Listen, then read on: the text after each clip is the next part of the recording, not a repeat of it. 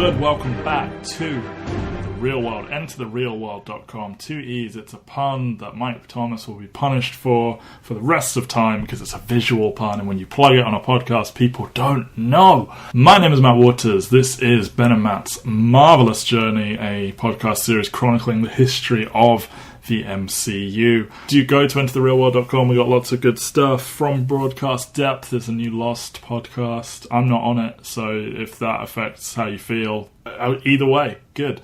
And there's lots of good stuff. But this is Marvellous Journey.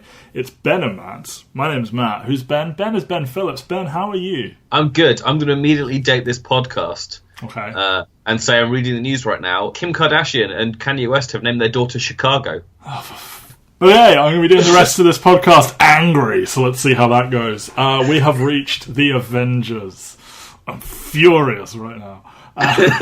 So, this tiny little film, one of the biggest of all time. I think at the time it was the third highest ever behind Avatar and Titanic. It is still currently the third highest grossing movie ever, isn't it? Or has Jurassic World overtaken it? By Force Awakens and Jurassic World.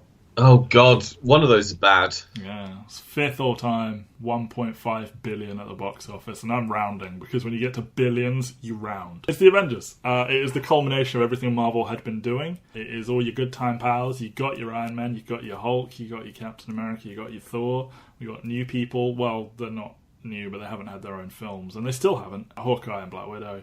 You got Nick Fury, Agent Coulson. Everything is here in one place. And it's big, it's large, it's huge, it made all the money, and just right up front I want to go ahead and say this is a incredible superhero movie. I think the cast are absolutely rock solid.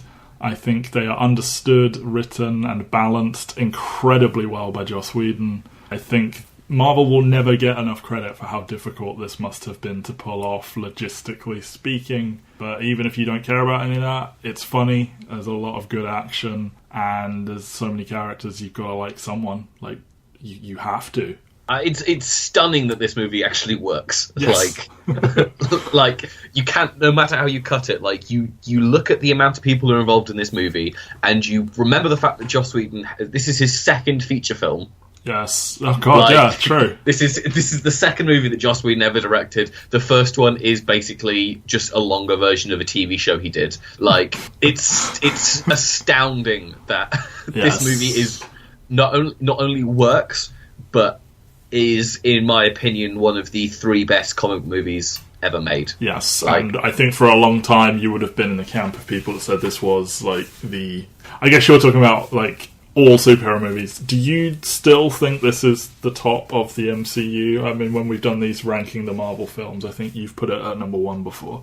Yes, this is my favourite MCU movie. I think there are probably better, more mature movies that they've done since, but I do not think, like, it's this situation, I kind of take it to be the technical stuff that they achieve in this film, coupled with just, I mean, the Act 3 of this movie is astonishing. Yeah, let's do good third act, bad third act right up front. Good third act, very good third act. Like this movie is pretty much done by Act 2, really. Yeah. The stuff you've come here for has happened by the end of Act 2, and then Joss Whedon basically gets to do a victory lap. And we get, like, the best sustained action sequence in a superhero film ever. There are things this movie does that no other superhero movie has ever done, like that swooping shot throughout New York City, where they show what every single hero is doing at the time. Is still like they didn't better it in Age of Ultron. Like there are like every single shot is a money shot. Like you start this, like I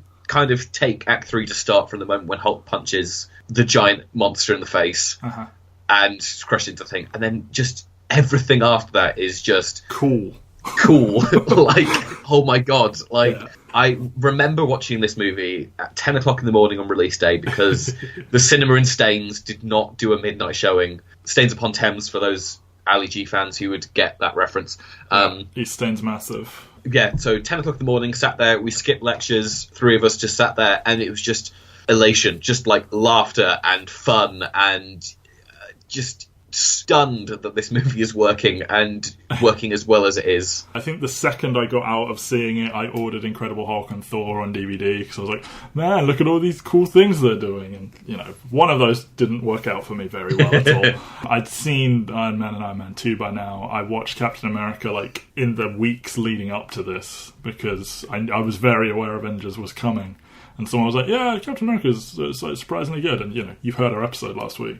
We do still think that. And then, you know, you get the fucking Avengers. Wow. So, released 4th of May, 2012. So, what's that, like 6 years to the day in America? Yeah, pretty much. When Infinity War is going to be released. The only movie to come out between Captain America and this, of the superhero variety, was Ghost Rider Spirit of Vengeance, which is in a weird category of being Marvel post, you know, Marvel having their film stuff back, but it isn't canon in the MCU. So, you know, the deck is nice and clear for a good superhero movie to come out.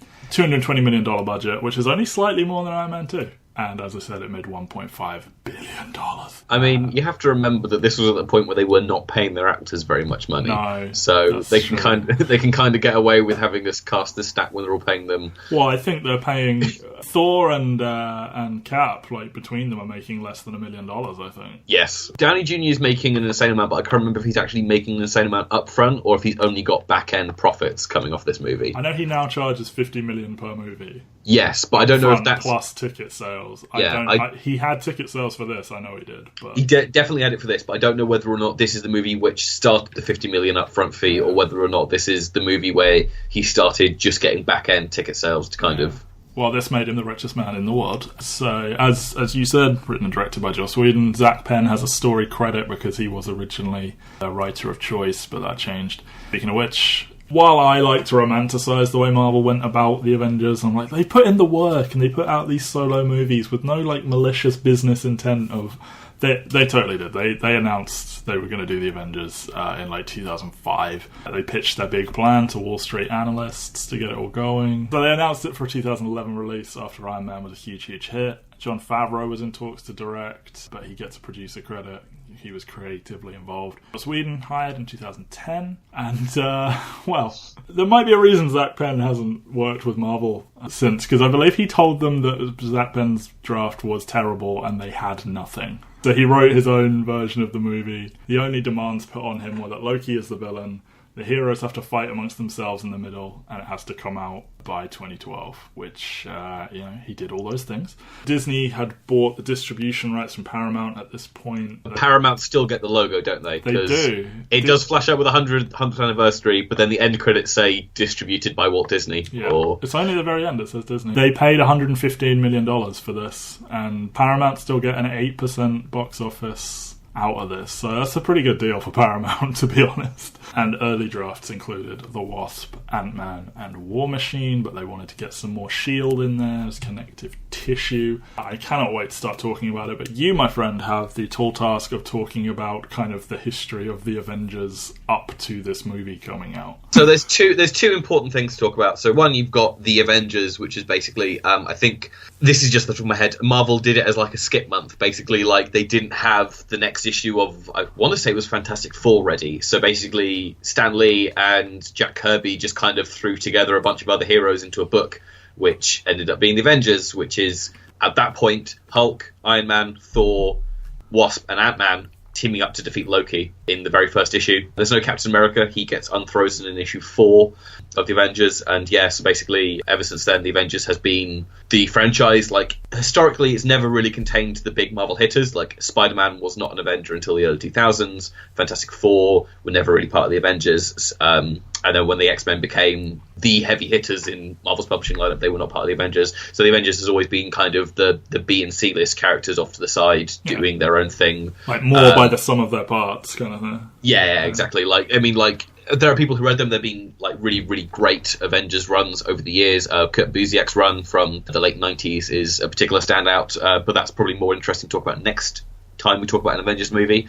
But really, the thing we need to talk about in the overarching history of the Avengers is a little comic by Mark Millar and Brian Hitch made in the early 2000s called The Ultimates, which is basically the Ultimate Universes, which we're not going to get into in depth here, version of the Avengers, which is a more modernized take. And this movie is very, very, very, very indebted to that take on the Avengers, like right down to the fact that the team is basically the same. Again, Wasp and Ant-Man are not part of that lineup, or are not part of this lineup, but they were part of that lineup. But pretty much every other character is featured in a major way in Ultimates 1 or Ultimates 2.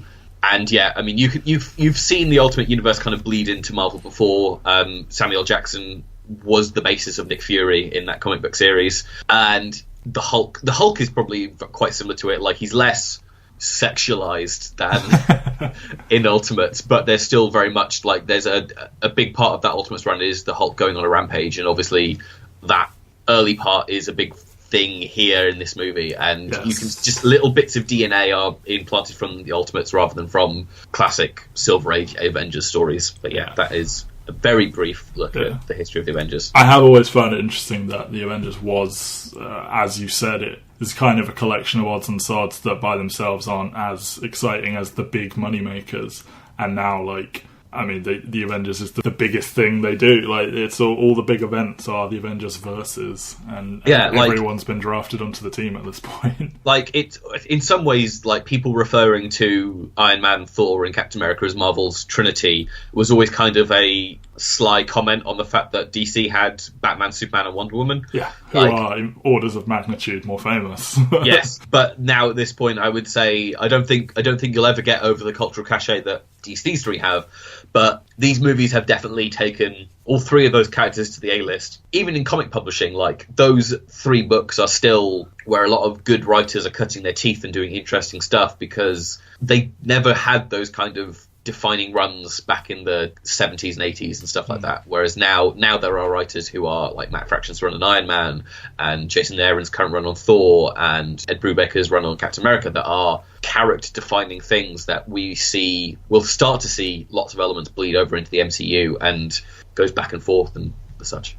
Yeah, we tried something a little bit different with the structure last time with Captain America, where we sort of went through the film and talked about it as it went. Obviously, that was quite long. This probably will also be quite long, because it's the fucking Avengers, which is a 143-minute movie, longest so far by 20 minutes. It was originally going to be 3 hours. But, I could, like, run through the cast one by one like we've done in the past, but there's so much happening in this movie at different points that I think that's going to really jot things around. So I'm kind of try and vaguely follow what we did last time, and we're just going to go through it section by section, but bigger sections this time. So the film begins with a menacing little speech from the Other to Thanos to open the film, which we'll talk about that in a second. But Nick Fury and Maria Hill are called to a facility where Eric Selvig is working with a Tesseract. We saw that at the end of Thor. Suddenly Loki appears through a portal, and he proceeds to kill or brainwash his way out of this facility as it explodes, and he takes Hawkeye, Selvig, and the Tesseract with him despite Fury's best efforts. So, as I said, the Other, Alexis Denisov, Mr. Alison Hannigan, good friend of Joss Whedon.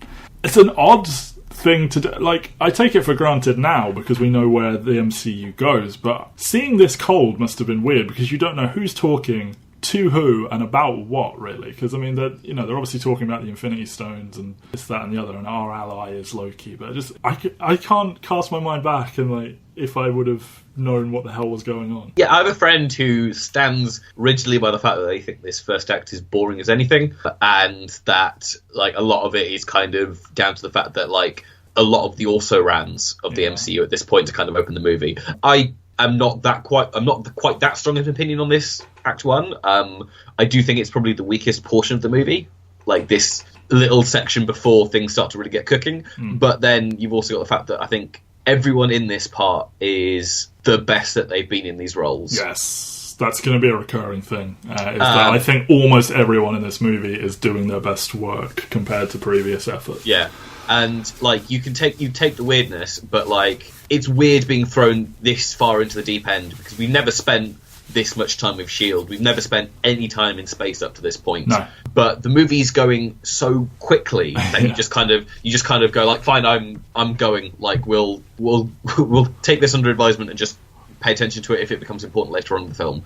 And, like, yeah, the movie burns through. Like, Maria Hill is just thrown in there in like 2 seconds, and you just kind of go like, she's important, deal with it. And Kobe Smulders as Maria Hill. You may know her as Robin from How I Met Your Mother. Joss Whedon wanted her to, was considering her to be Wonder Woman in that allegedly awful script I haven't seen any of that's gone around the internet. Morena Baccarin and Mary Elizabeth Winstead were in the running to play Maria Hill.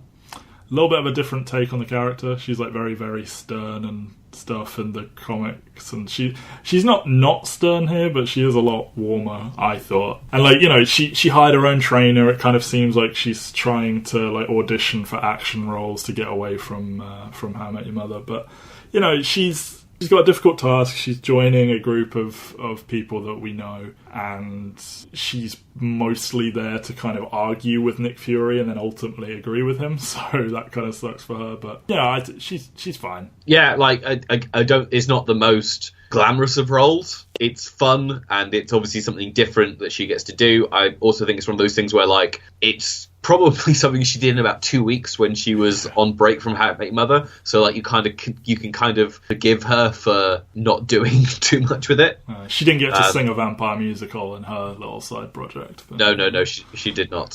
She got to be in a $1.5 billion movie. So. Yeah, and she gets to show up in a couple other movies. She's been back a lot. It's interesting because I mean, she's never really like had a huge storyline. She's just like joined at the hip to everyone else, but she does keep coming back. So good for her. Yeah, it works because you like when you introduce her in this, you can kind of use her as a Nick Fury stand-in if you need to. Exactly. Like, so she's functioning. Although I don't think she's actually appeared in a movie that Nick Fury isn't in. So they sold his death for so long. We'll get to that. Speaking of Nick Fury, Samuel L. Jackson's back. By far his most substantive role as Nick Fury so far. He's getting to say things that aren't awfully written, and he's getting to do physical things.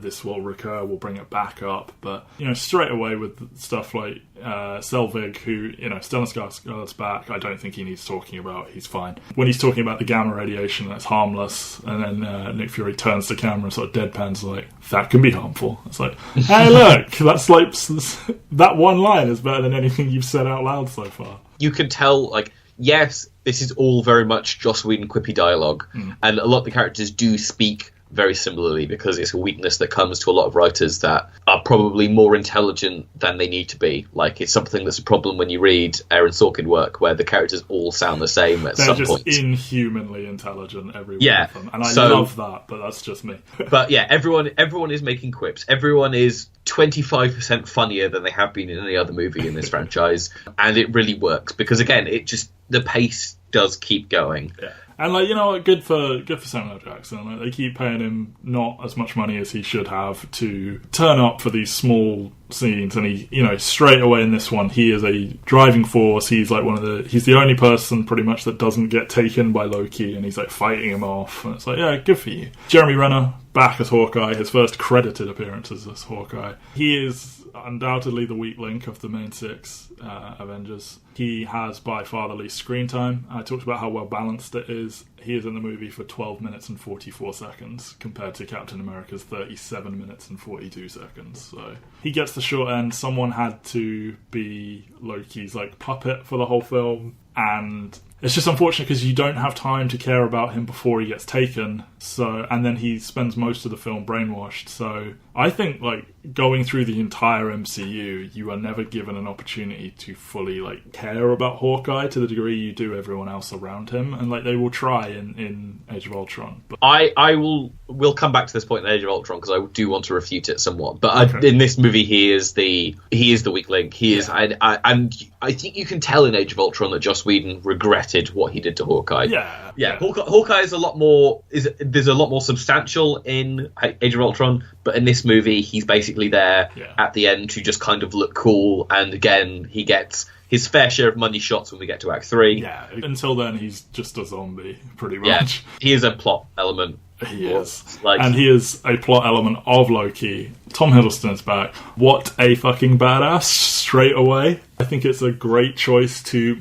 Because, I mean, you have Loki fighting Thor, and you're like, oh, obviously Thor is his massive physical superior, but you remember Asgardians are all superhuman compared to normal humans. And what do you do straight away? If you take away Thor and have him versus normal dudes, he mops the floor with them. He's murdering everything that he sees, and immediately he's a far more like threatening villain. They shoot him in a cool way, and like he seems a lot more comfortable. And Joss Whedon writes him so well because he loves writing this sort of faux Shakespeare language. And it's, Kenneth Branagh can direct Shakespeare, but I'm not sure those films were being written by people that could handle the material as well as Joss does. And it's lines as simple as like, "I'm burdened with glorious purpose" and stuff.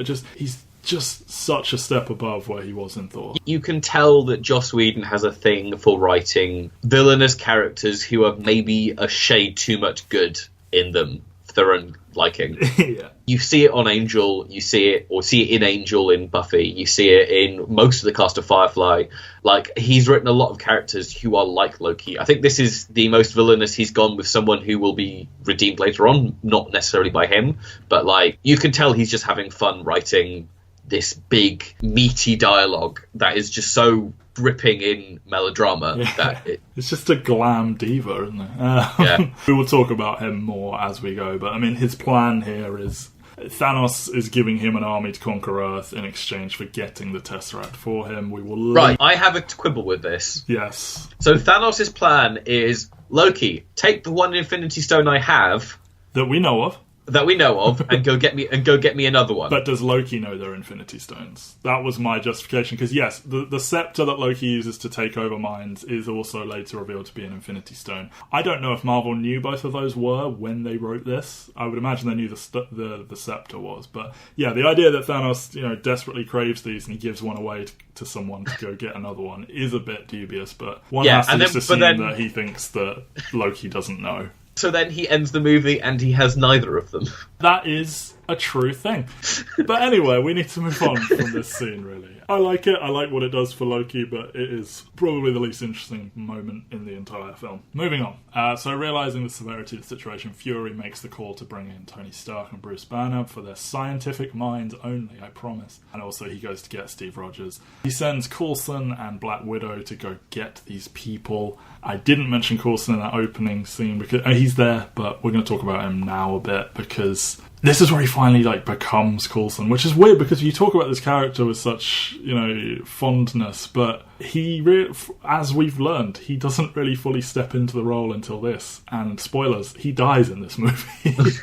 But yeah, Joss Whedon is very good at these kind of a little bit dithery, but also will break out something badass type characters, like men in suits who are just kind of pasty white dudes, but they do have a slight edge to them. Yeah, the first scene with Coulson where he's actually interacting with other human beings, which is him, Tony, and Pepper in Stark Tower.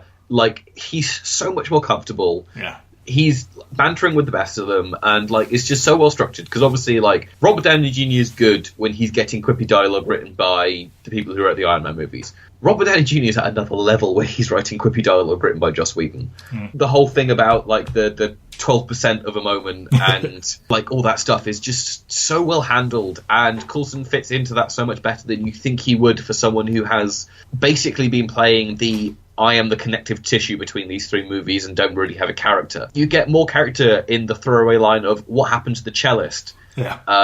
Than in anything else, and now that character is supported 5 going on 6 seasons of a television show. Yes, well, we'll talk about that later. I like stuff like him threatening to blow up the block while he's calling Black Widow's kidnappers or would-be kidnappers. Very, very no nonsense, and then just sitting there patiently on hold while she kicks ass.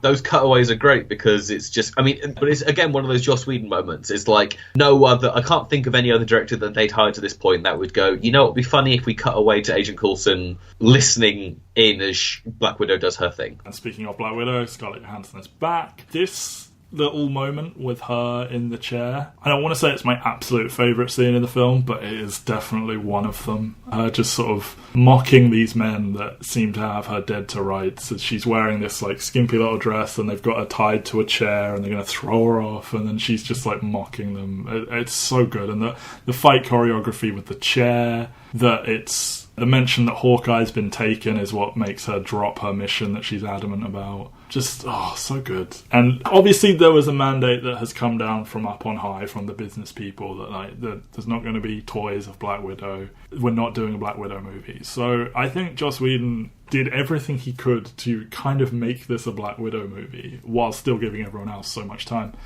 And they drop all these hints around the edges with her about her past, and I'm going to bring them up every time we get to them, but I think it's just so well done, and she's great. She's really natural. Like, the look of the character is better now, and the fight choreography, I think, is better, and I think it will follow through to her future appearances. For better or worse, Joss Whedon likes to write the kind of character that Black Widow is. Yes. We can debate the problematic nature of an awful lot of Joss Whedon's work and a lot of... Go listen to the podcast series, Firefly Now, Serenity Later, if you want to hear me and Mike talk about Joss Whedon, the feminist. Sorry, go on. And then also you want to remember the more recent accusations that have been thrown against him. Joss Whedon is #problematic, to put it mildly, at this point. But he does have a skill. There is a reason why Joss Whedon did get labelled for a while as a feminist. And that is because of... I do think that he is incredibly important to an awful lot of girls growing up for writing strong female characters, to use the term, which is always a bit cloying. But yeah, like Buffy and Faith and... What River turned into, in a way. Yeah, like a lot of... his archetypal character is very much this. And when he comes into this movie, you can tell that that is the character that he associates with the best. Yes. Like, she can't fight as well, but I think pound for pound, apart from Tony, she probably gets the best... Tony or Loki, she probably gets the best scenes aside from the fight scenes. Yeah. Like, she gets this, there's the confrontation with Loki later. Yeah, like, she gets us so much more to do, and part of it is to recognise the fact that she's not going to be the one that's going to take out the entire army at the end, but Joss nails what is so good about this character in one, and you can see that they kind of have to restructure the character around this later on. Yeah. And I don't think they quite have it when you get to Winter Soldier. I think she's slightly different in terms of characterization when you get to that one, but every other appearance post this one is heavily indebted to this kind of mild rewrite that he's done to her DNA. Yeah. In this movie. You talk about the great scenes she gets to do. One of them is... we have Mark Ruffalo here as Bruce Banner, recast from Ed Norton. He was in the running to play the Hulk before Ed Norton got cast. He was actually the director of The Incredible Hulk's first choice, Olivier Leterrier's first choice. He is staggeringly good in this film, in my opinion. He has these jittery little mannerisms. He exudes all this guilt and remorse in a way. Like, Ed Norton talked about the guilt that Banner carries, but I see it on Mark Ruffalo. He's a very good physical actor. Like, go watch Foxcatcher. He looks like a different fucking person.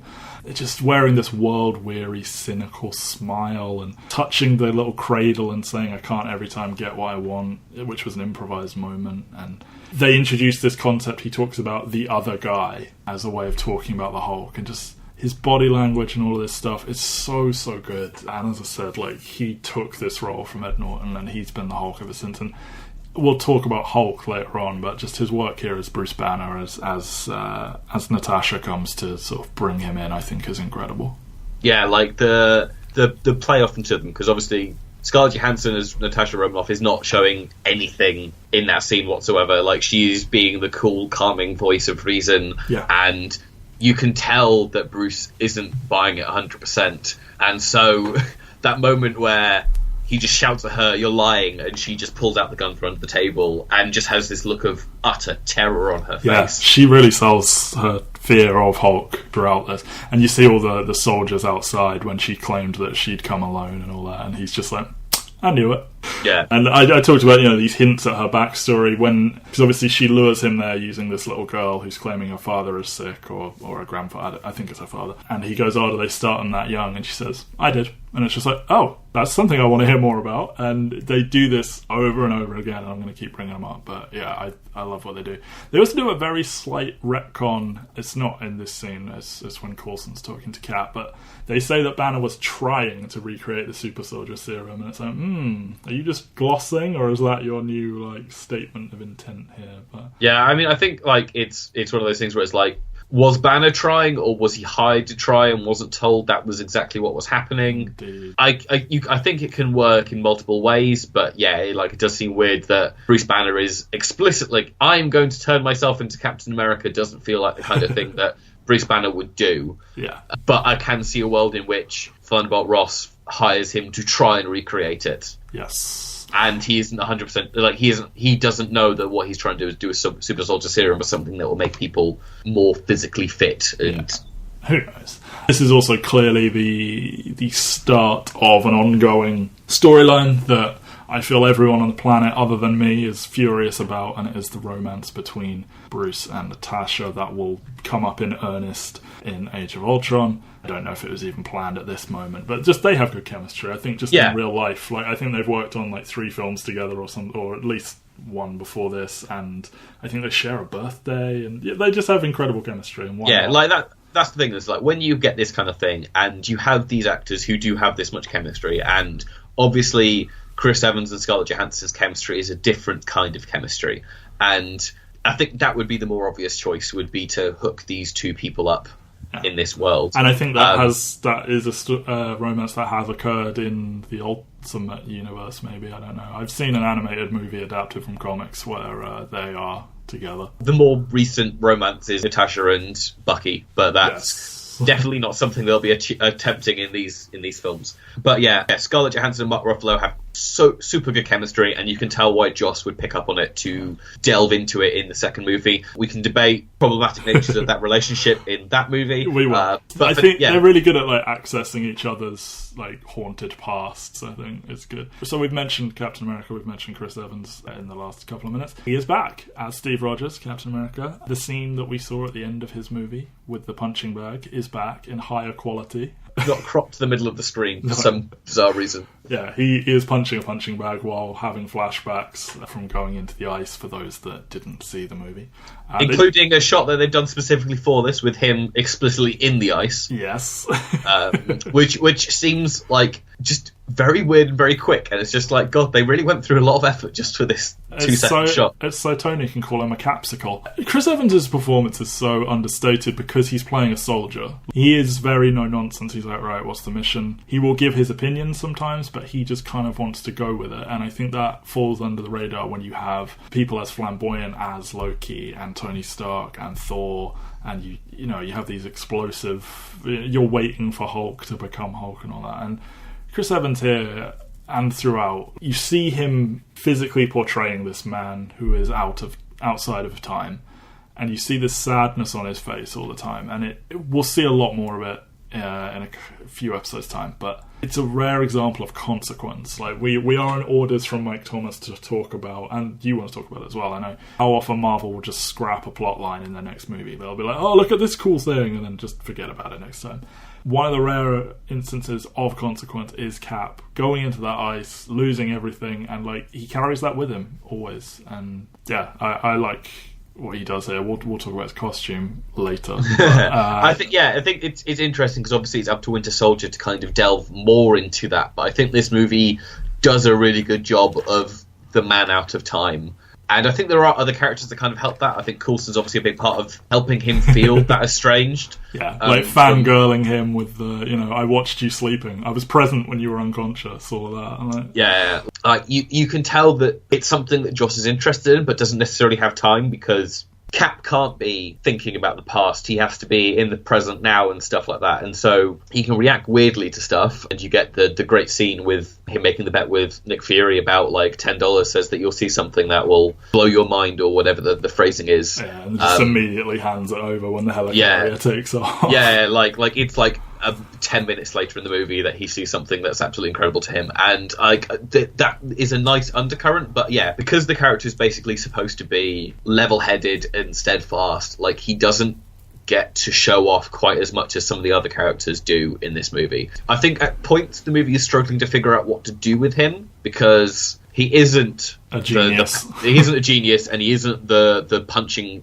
force. And so basically he does kind of get he's one of the only characters that doesn't get a pivotal role to play in the final scene. But instead he gets the kind of something that will become a criticism of other superhero movies, is that like he is there to help people. He's hearts and minds. He inspires. Like that. Obviously, Thor would kick his ass, but like he is their leader. He is the mind, and he inspires people. And Coulson talks about people could use a little bit more old-fashioned, because a lot of critics or people that didn't like this character historically, and we talked about the potential harm it might have had on the box office of Captain America. I feel the whole thing about Cap wasn't going to wear his suit, and Coulson is the one that brings it out, and he's like, oh, isn't that a little bit old-fashioned? I feel that's like a sort of way of addressing that, but it just ends up working. He becomes the symbol of this team, and throughout the MCU, there's no character who I grew to appreciate more than Cap. He's not as lame as I thought, to he is probably my favourite ongoing character.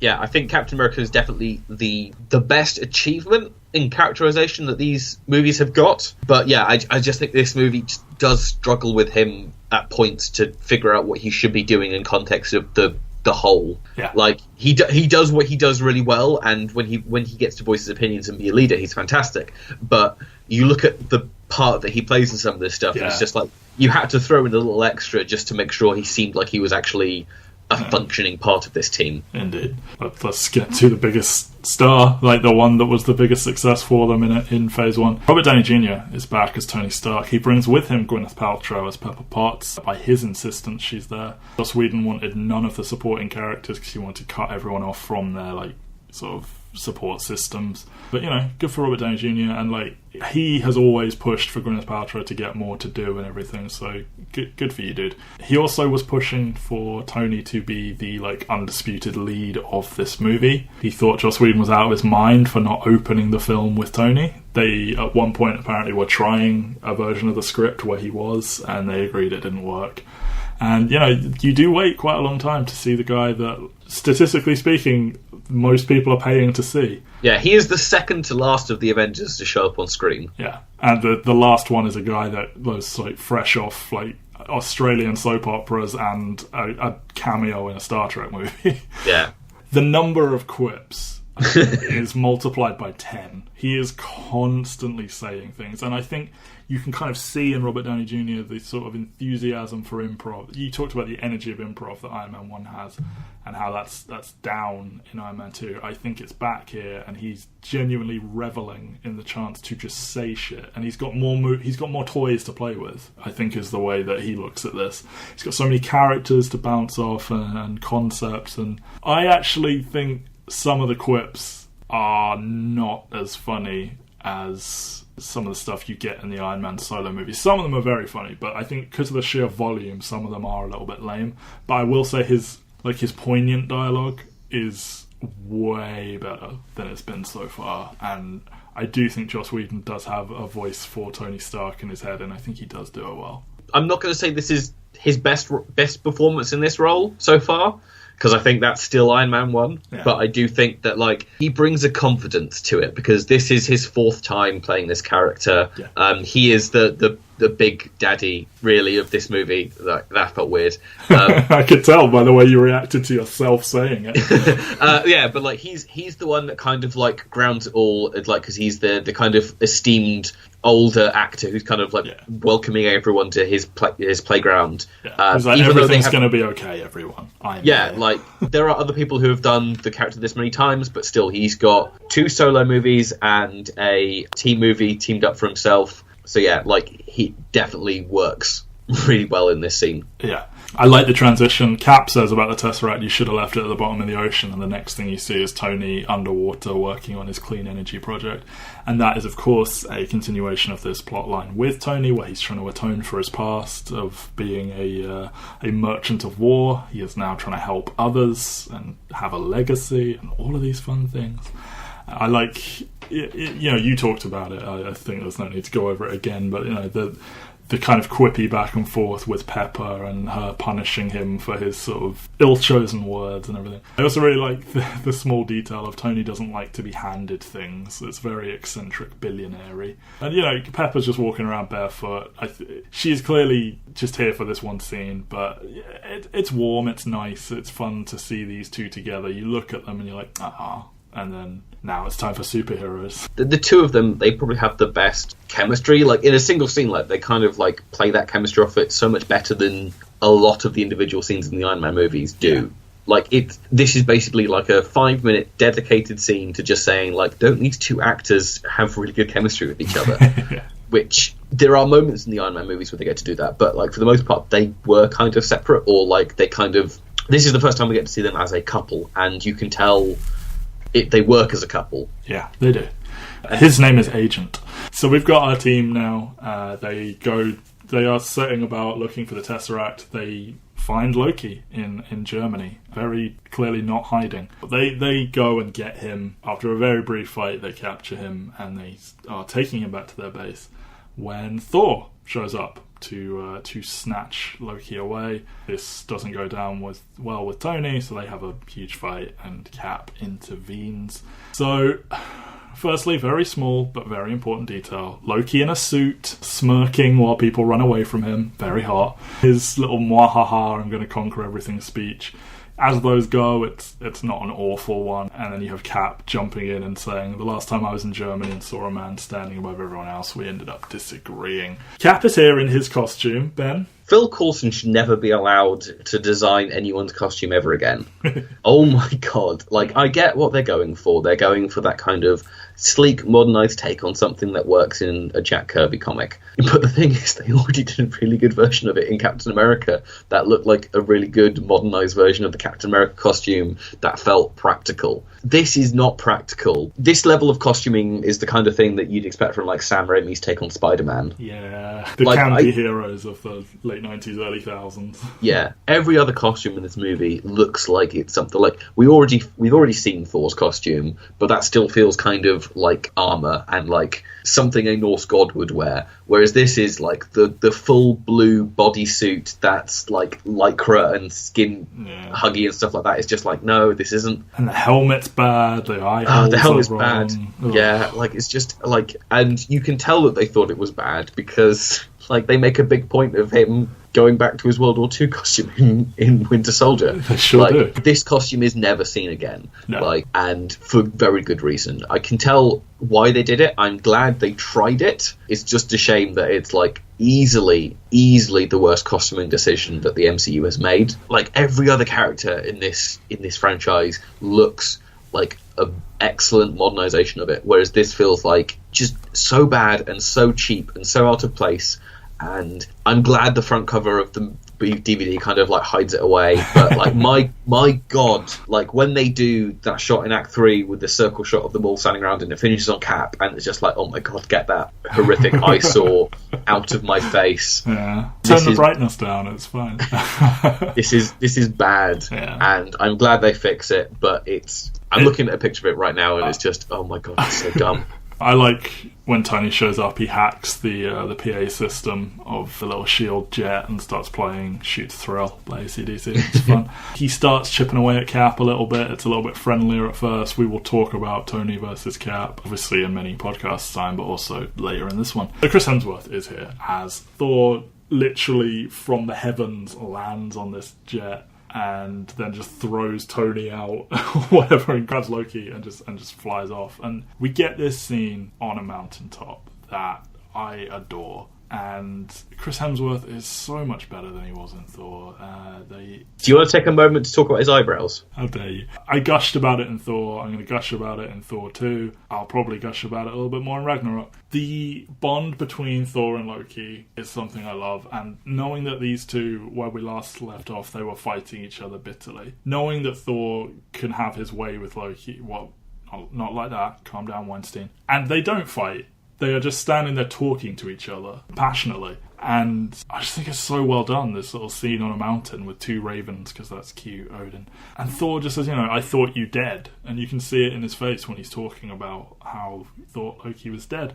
He just genuinely, through this whole thing, wants his brother to come home with him. And he's very naive to who his brother is as a person, but, just give up this poisonous dream, you come home, like... He loves him, and I do really like that about this, that it is nuanced, and it isn't just good versus evil, that they'll make the joke about it, like he's adopted and all that later, but for now we continue to get this very realistically played scene between two brothers. Yeah, so at Mike Thomas's request, we do have to discuss the abandoned plotline here, which is that Thor ends with them destroying the Bifrost. Mm-hmm. He cannot see Jane anymore. He cannot see Jane anymore. Avengers opens up and Thor just arrives on Earth. How much of the Allfather's dark magic did he have to use to send you here? In their very brief defense, but like still not good guys, Loki does make a point in Thor 1 of saying there are other ways to move about, and he clearly does that because his machinations, he does them aside from the Bifrost. But yeah, it's bad. They wrote themselves into a corner and were like, oh shit, we need him in Avengers. Yeah, like I think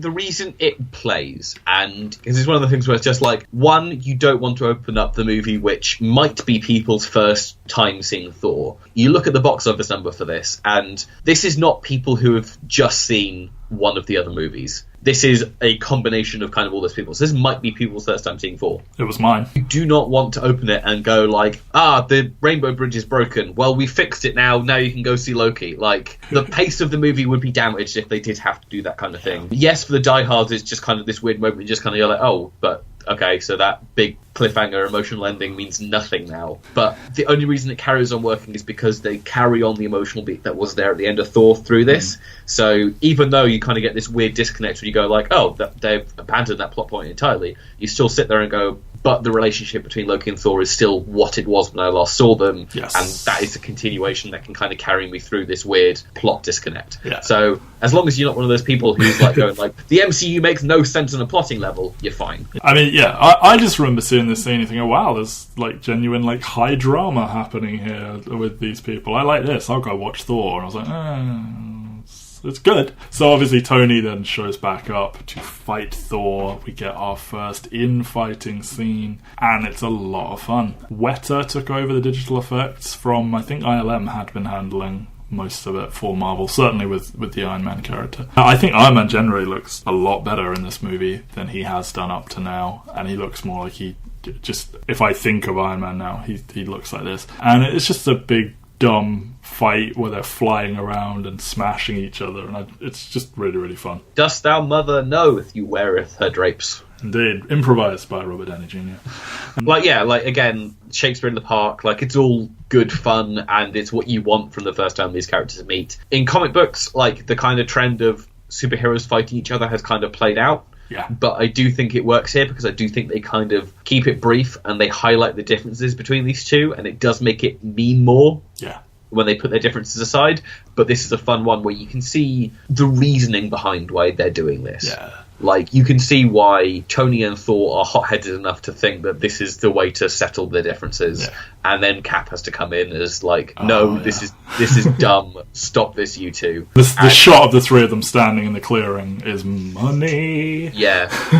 And it just kind of helps at the end because it also positions Cap into being like, I don't like Tony because of how brash he is. Like, you can tell that Cap kind of can see where Thor is operating from in his thoughts. Yes. But he sees what Tony's doing and is just like, this guy's a douchebag. Like, oh, I totally forgot his line of, there's only one God, man, and I'm pretty sure he doesn't dress like that. Just this very God-fearing, polite man that he is, calling her ma'am and all that. It's delightful who Steve Rogers is. So they've got Loki in custody. They try and get information out of him. Tensions arise on the helicarrier. And this has all been part of Loki's plan because Hawkeye and Loki's dudes, who I guess they're all just captured S.H.I.E.L.D. agents. They're captured S.H.I.E.L.D. agents, and then there's the line that Hawkeye delivers about, like, S.H.I.E.L.D. has more enemies than you'd think. So I think they're just kind of like a terrorist cell that they just kind of go like, hey, do you guys want to go fuck with S.H.I.E.L.D. for a little bit? It's AIM, bro! More on that next time. So during all the chaos of their attack, Banner transforms into Hulk against his will and rampages through the helicarrier and fights Thor. Tony and Cap have to work to stop the helicarrier from falling out of the fucking sky. And Black Widow manages to free Hawkeye from his mind control with a big old shot to the head. Who knew? While escaping, Loki kills Coulson, and that's not okay. So this is a very important stretch to the movie. And I think one thing I noticed this time that I kind of hadn't before is they shoot Loki really well in this film. Like when they bring him aboard, there's all this blurring and they shoot him from weird angles and put him at odd places on the screen, and they do a really good job of making him look menacing. Like this dude does look like a very scary person, and like we've seen him murdering people in this, whereas before he was just kind of like the snivelling chicken shit heel to Thor's like big menacing conquering hero. This time he's Lecter-esque almost. Yeah, like there's a lot of Hannibal Lecter to this. Like those comparisons get more explicit later on in the movie, but for now, like the way they're treating him definitely feels like he is gonna try and take a bite out of someone. Yeah. This apart from Act 3, this is my favourite sustained acting stretch from anyone, because this is when what Act 3 is not what Joss Whedon does best. It just kind of ends up being this massive fun fireworks show. This is where Joss Whedon is at his peak of what he does, and that is characters bickering, like reveals in the middle of heated conversations, like all of that good stuff. You know, we've got the team together all in one room for the first time, minus Hawkeye, sorry bro. And you know, you've got Tony walking around calling Thor at Point Break and just quipping his ass off. He has become an expert in, I can't even say it, overnight. And you know, Tony and Bruce swapping science jargon and then like being scientists together is delightful and launched so much fan fiction, and we get to see them drive off together at the end and just become science bros. Yeah, exactly. I do want to just mention in relation to that, like Cap's line of like Tony going, "Oh, finally someone who can speak English," and then Cap just going like, "Is that what just happened?" Yeah. Yeah, it's good stuff. I'm a huge fan of the way you lose control and turn into an enormous green rage monster. It's fun. And like trying to make him transform as well. Like he shocks him and then like looks at him and it's like, wow, okay. That man over there is playing Gallagher. And then they edited that in because he improvised that. You know, eating his berries and rewarding people for saying things he think are good. It's just great. And like they do some stuff here where like the characters have little conversations with each other that kind of gloss over plot details from their films. Thor talks to Coulson because it's the only person he knows about Jane and sort of his past with Loki and Asgard. Tony and Bruce are talking to each other and like he's talking about the arc reactor just to remind you he's got that and it will be important later. All of that is good, but the big thing here before the next big thing here is Tony and Steve's bickering really kicks up here. It's something they will ride throughout this film, and it's something they will ride on a crest through to Civil War. Fundamentally, Tony doesn't take anything very seriously, and Cap doesn't like that because he takes everything very seriously. And just, you know, like mocking, like he doesn't like his building. It goes that far that Cap is like, oh, that big ugly thing in New York, and just Tony, like Robert Downey Jr.'s face when he says that. And you know, who in this room is A, wearing a spangly outfit, and B, not of use? And like you can actually see Chris Evans starting to sell that of like he suddenly starts to feel quite silly wearing his outfit walking around while everyone else is dressed normally. It's so good. And like, you know, Tony saying, oh, that's the guy my dad wouldn't shut up about. And that's very revealing of him, that he probably, the reason he went so hard on Cap straight away when they met, he has grown up hearing about, oh, back in the war I worked with Captain America and all this stuff. And you know, Tony has still got the shield sat in his workshop. Indeed. In Iron Man 2. Yeah, like I love the layering of foreshadowing into this scene. Like you get stuff like, oh, you're not the kind of person to sacrifice themselves. You're not going to make the sacrifice play. Yeah, you wouldn't crawl over wire to save someone else. And it's just like, oh, I'd probably just cut the wire. Yeah, and you get that, and then there's just so many little pieces that just kind of like play out importantly later, like as you mentioned the arc reactor and stuff like that, and like it so seamlessly fits in what they're talking about that you don't realize it's like thematically important until you watch it again. You go like, oh god, they were seeding that part throughout it all. Yeah. And then you've got like the fundamental difference between Cap and Tony. Like you've got the whole thing, which is like, take you out of the suit. What are you? And genius, billionaire, playboy, philanthropist, and just Scarlett Johansson's just like, yeah. Like, and then he tells him everything about special about you came out of a bottle. Like I think you can see Tony has a bit of an inferiority complex here. Like Steve Rogers is a walking legend.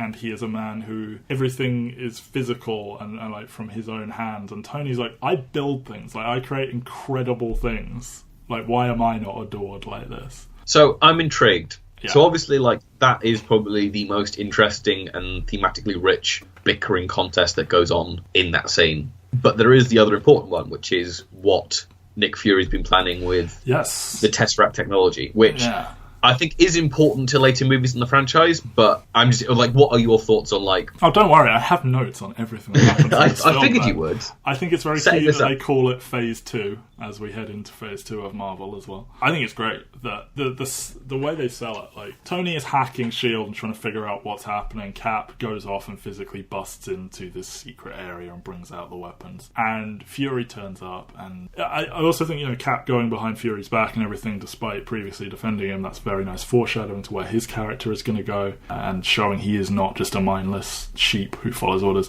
And the way they shoot it when Fury says, you know, when they're like, yeah, we're using the Tesseract to build weapons, he goes, because of him, and then points, and then sort of the camera follows him across to Thor, and Thor's just like, huh? Like, what did I do? I think it's great. It's very important because it, as I said, it foreshadows this idea that S.H.I.E.L.D. are not maybe as on the up and up as you think. It is a very real thing of the dark side of these big government type organizations. And I think it's just a really well written 6-way argument more than anything. It's interesting because I think there's point, like, Thor is kind of like, Thor's interesting arc in this movie is the stuff with Loki, but in that 6-way argument he's kind of like lost a little bit because his basic argument is saying, like, I'm not a threat, and it's just like, well, it's a pretty good one because he knows he's not a threat, but he knows he's not a threat, but it's still like, you still go like, but Loki's here and Loki's obviously causing a problem. Like, but then he points out, by showing you have these weapons, you are inviting a higher form of war or whatever. So yeah, it is a very good sort of cause and effect thing. And like, amidst all of this bickering, you have Banner, who reveals in this moment that he attempted to kill himself, and it is a thing that is a deleted scene for the Incredible Hulk, and just him talking about the other guy spat it out, and it's just like, you see all this pain in him, and everyone sort of shuts up when he starts talking.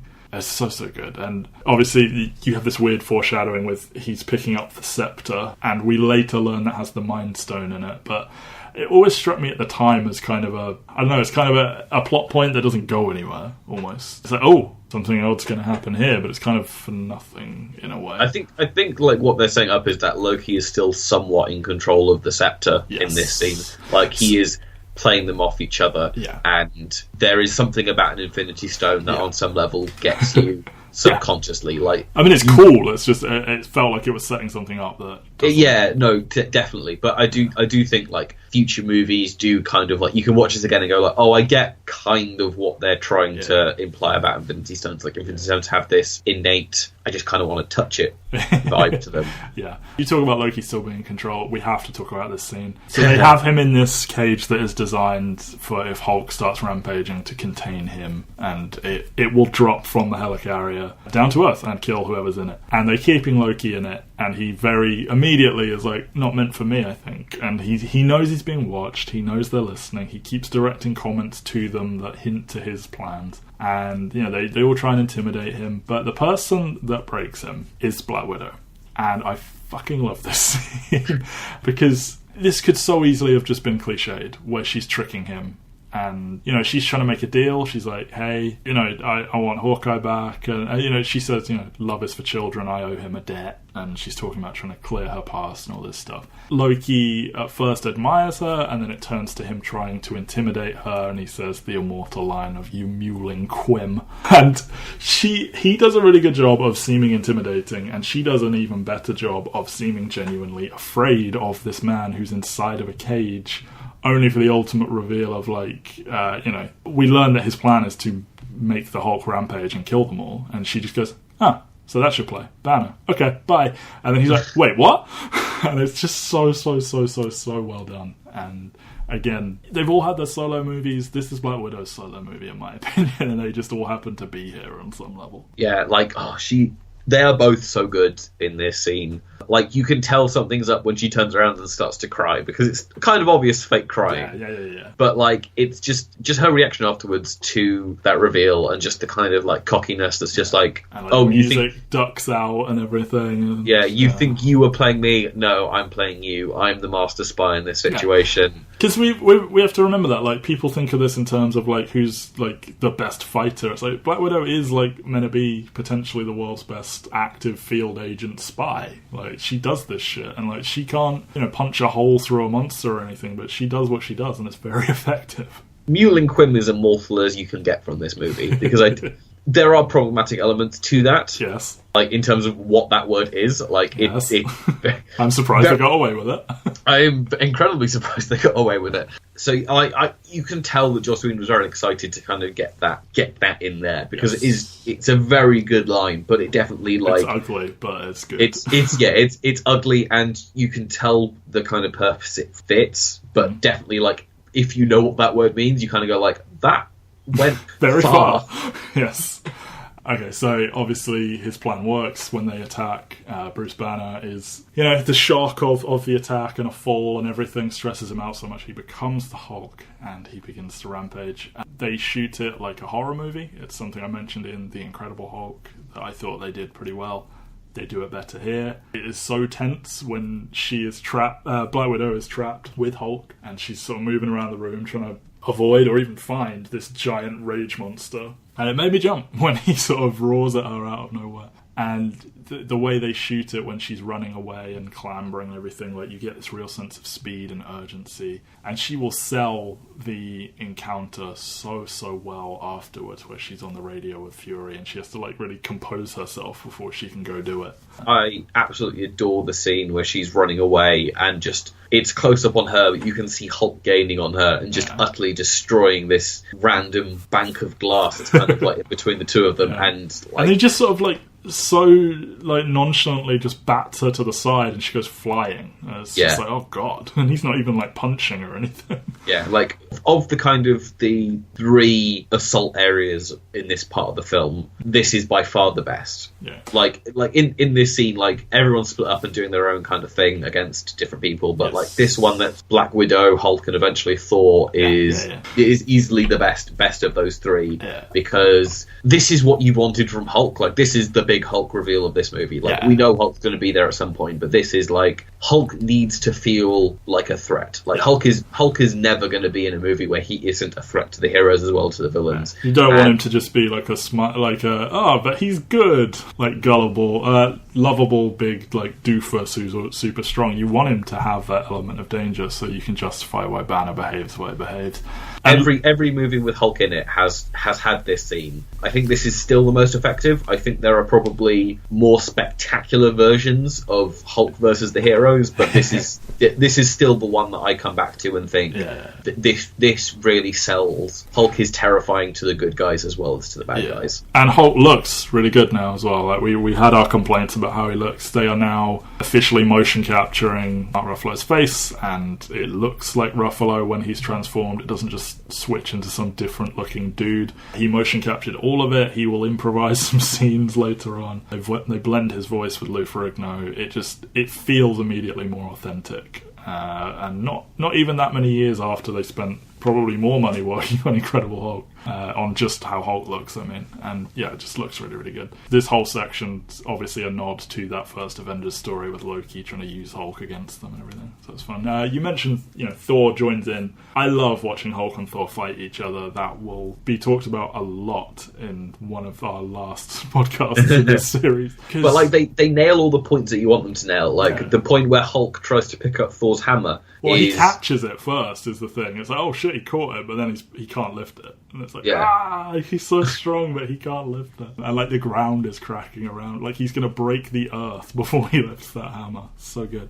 And it's just fun because Thor is the one character who, he's basically invincible, which is why you see him, I think, 3, maybe even 4 times in this movie get knocked, like, off screen. And just, it's fun because it's the one character who Hulk can cut loose on and who can give Hulk a punch to the face and he'll feel it. And it's just really fun seeing them fight each other. And then, you get the fun thing where Hulk jumps at a plane that is shooting him, because Hulk doesn't think, he just wants to smash. The pilot ejects, and he grabs him out of the air and then just throws him anyway. It's like, you've not really achieved anything, but you just expressed your raw anger. Very subtle thing to note. We get to see this fighter pilot's eyes because we have to feel sorry for him, because later on we will not see a fighter pilot's eyes. So meanwhile, you know, we've talked about this. Nick Fury and Maria Hill are getting to do some ass kicking. Hawkeye is doing some crazy USB arrows and stuff. I love the scene where the first arrow shot that he really gets in the movie is the one which he fires banks and he just into the wind. Yeah. Banks into the wind to go into the turbine, and it's just like, it's not the Hawkeye I want from these movies. The Hawkeye I want is the laid-back version from Matt Fraction and David Ayer's work run on Hawkeye. But like, if they only give me cool shots of people banking arrows around things, I'm more or less happy with that is very cool. But I think the best version of Hawkeye is the one that almost revels in how he's the useless one. Yes. Anyway, so meanwhile, Tony and Cap are trying to fix the engine. I don't really have anything to say about this, although I do like that Tony views the whole thing as like a big like math problem, and it's like they're all dying here. Yeah, like Tony is finding this thing, but as I said earlier, like this is one of those things where you kind of tell like you're struggling for like what Cap should be doing in this moment, and it's just like, there's convenient leather here for Cap to pull. Yeah. He bats a grenade out of the air. That's pretty fun. He does. Like, it's all very cool, and like it serves well to show what Cap's powers are, but it's still very much like when you're operating in the scale of we need to stop the helicarrier from crashing into the Earth and killing everyone on board, and Thor and Hulk are having a fight, and Black Widow's fighting Hawkeye like in a different room and stuff like that. Like Cap having a gun and shooting out one agent, it's just kind of like on the scale of magnitude. It's like I'm least interested in this, even though you're Show one of my me favorite. the giant ones punching each other some more. Yeah. So right, Coulson dies. It's very, very sad. He pulls out this big gun that is a nice bit of continuity. It is styled after the Destroyer from Thor. He claims even he doesn't know what it does, which, you know, that's a risky thing to do, Phil. Obviously, the consequence of this moment is annihilated by Coulson showing up in Agents of S.H.I.E.L.D., and they don't even tell you how he survived for like 20 episodes or something. But in the moment, so sad. And everyone reacts to it so beautifully, and you have the more sort of shady Nick Fury, like, you know, he's not a whiter than white good guy, he is just here to protect people by any means. Him using Coulson's death to unite them, and faking that he had the cards in his pocket when he died and stuff. I think importantly, like, he doesn't use it to unite them, he uses it to unite Tony and Cap. Yes. Because Black Widow and Hawkeye are, I mean, at this point, Hawkeye's been unbrainwashed. Yeah, we'll talk about that. Yeah, but like they're already like on board with this kind of thing. Thor is out of action. Hulk is out of action. Like, he is just Fury talking to Tony and Cap at a table. And I get why it's needed, because those two were bickering the hardest in the previous scene. But they had just teamed up to, like, save the helicarrier. So, like, this feels like he's just kind of, like, really, really just shoving it in there. Just kind of going, like, you two need to buck the fuck up. Yeah. Oh, poor Coulson. Like, you care in one film, potentially, if this is your first time seeing it, but... Okay, so I do want to ask a question, which is, so we already mentioned that Agents of S.H.I.E.L.D. does kind of destroy the pathos that comes from this scene. He does never show up in the MCU. He does never show up in the MCU. Yeah, he doesn't show up in the MCU again. So, hypothetically, in 10, 20 years' time, when these movies are being rewatched, do you think that scene will maintain its pathos? Because I doubt there are people who are going to go like, I'm now going to watch the 6 or 7 seasons of Agents of S.H.I.E.L.D. and find out what happened to that dead guy. Or do you think... I feel there is a significant portion of people who have not seen 1 second of Agents of S.H.I.E.L.D. but love these movies. I think the bigger thing was that they were promoting it, and they're like, oh yeah, and it's going to star Coulson, and people got all up in arms, but they don't really care. Like, it's just because you've told them that. Like, I think if you actually watch Agents of S.H.I.E.L.D., they pull it off pretty well, and I think they've been smart to keep him out of the films. I wonder if he will show up in Avengers 3 or 4, probably more likely 4. I mean, it feels like the relationship between Feige and the TV side, or Marvel proper at this point, is so frayed that I doubt it would happen. Like, if the that Netflix... is such a fan favourite character who got... Like, the rumours are that Avengers 4, they're going to do a lot of time travel stuff. They have to revisit Coulson, I think, but... who knows? Yeah, well, I mean, I can't imagine that he will never show up in a movie again. I just can't imagine he's... Like, I feel like the movies will have to do too much explaining if he shows up when the last time we saw him in continuity was him dead. I think they could do something cute, like Cap signs the cards and like he looks through his cards and they're all signed. And he's like, huh? Something like that. I don't know. He's already kind of tied in, because spoilers for Age of Ultron, when a heli character shows up in that, like, it was built by Coulson. They just never mentioned Coulson was the one that built it. Yeah, so like there's things I can imagine that like when Infinity War comes out, there will be an Agents of S.H.I.E.L.D. inevitable crossover that they're doing that will explain some random thing in the movie. But like for now, I think Coulson is not showing up in these movies unless they can figure out how to make him not spend 10 minutes explaining, well, there's the Kree and... No. Anyway, you mentioned Thor and Hulk are out of action. The only reason I want to bring this up is because of a wonderful piece of trivia from Joss Whedon's commentary on the film. So we see Thor in a field and he's very temporarily unworthy, and then he sort of refocuses himself and he picks the hammer up and he summons this lightning storm. So they filmed this in front of a green screen, and Joss was like, I don't know, it just sort of bothers me. Let me take him out to a field. We'll shoot this. It'll look so much better. Trust me.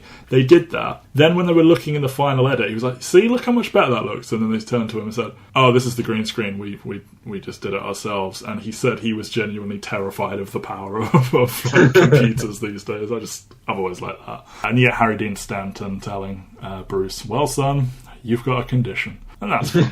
So Nick Fury rallies the Avengers. They go after Loki, who is trying to open a portal from the top of Stark Tower to bring his army, the Chitauri, through. They come on out and they attack New York, and we get a huge fight scene, and sort of underpinning this, the World Security Council, who Nick Fury and S.H.I.E.L.D. answer to, order a nuclear strike on Manhattan, because they don't think that the heroes can do this, because they refer to the Avengers as a bunch of freaks. Before we talk about all the fighting, Hawkeye and Black Widow get their little scene together on the helicarrier, and we get more hinting at her past when he talks about being brainwashed, and he's like, do you know what it's like to be unmade? And she says, you know I do. I was like, oh, just give me my Black Widow movie, damn it. They played this scene somewhat romantically, I think, and I think at one point maybe they considered taking it that way, but that was immediately abandoned in the sequel to this. But I personally read it as they were trying to hint at some sort of past romance or something here, but...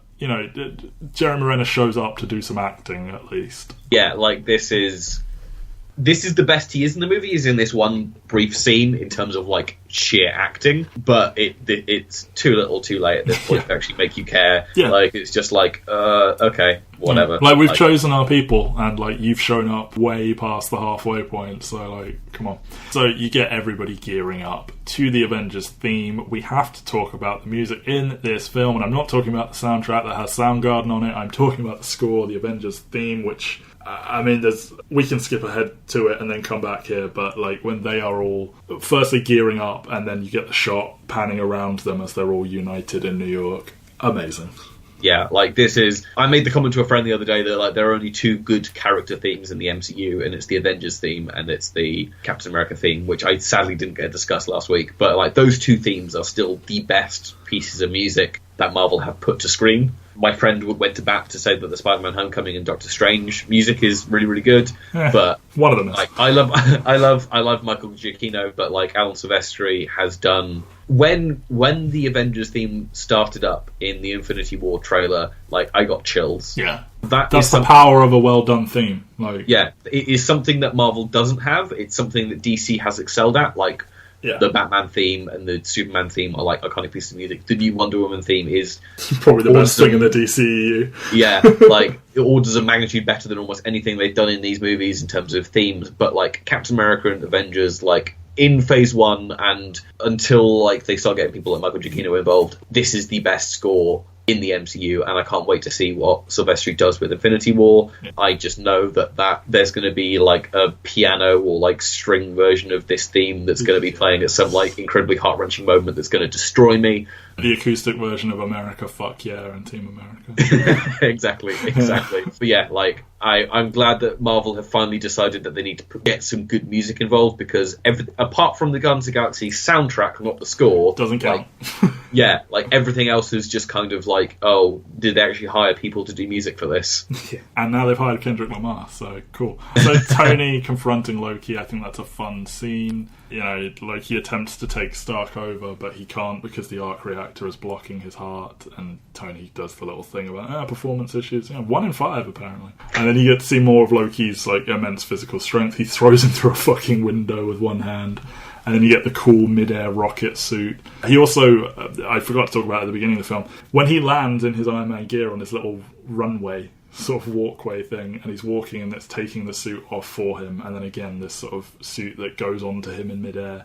Again, fun nods to, you know, the cartoon and that briefcase scene in Iron Man 2. Good stuff. I love that they start getting like more creative with like how the suit gets on, and it's not like, oh, he can only stand in this one specific place, and like there's little bits like this that they kind of like start to make it less dumb. And like you look at that first one, he gets like drilled into it. Yeah, like I mean, we'll get into. They take this to an extreme, yes. They take it to an extreme, which we'll discuss next week. So it's time for the final fight, which is signified by the HUD in Tony's little mask. It changes to like war mode, and I really like that.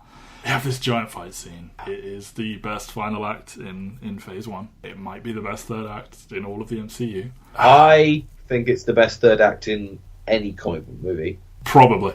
I don't think there's any act like, even in the movies that I would say are better than this one. Yeah, like the Dark Knight doesn't end spectacularly. I don't think. Yeah, the boat happens, and anyway. the boat is not the climax of that movie that you want it to be. Yes, there is the fun scene with the Joker and Two-Face, but like there isn't a steady ramp. Like the movie kind of like cools back down a bit, whereas this movie, like, it gets to the point where the heroes are beaten, and then it beats them some more for about 20 more minutes.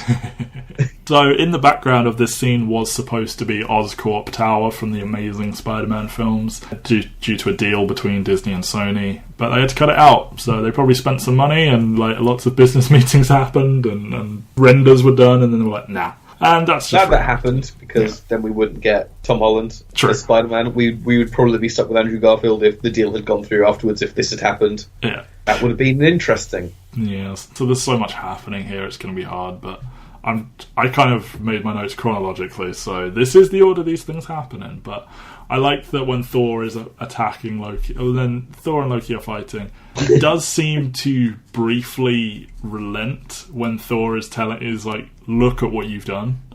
And I know he does end this scene by stabbing him to reveal he's like faking, but I like to think in my headcanon, Loki does have a brief moment of like, God, this has gotten out of hand. And he says it's too late, and then he stabs him. But, you know, I feel how I feel about Thor and Loki. So. Okay, I'm going to suggest something. Okay. How about we just say our 3 favourite moments from this, rather than running down. Everyone's seen this scene. This scene is like, everyone has seen Avengers. Everyone has seen this one. Let's just do like key points. What our 3 favourite like little bits of it are. Oh God. Okay. My first and foremost would have to be as part of that scene where it moves between all 6 of them.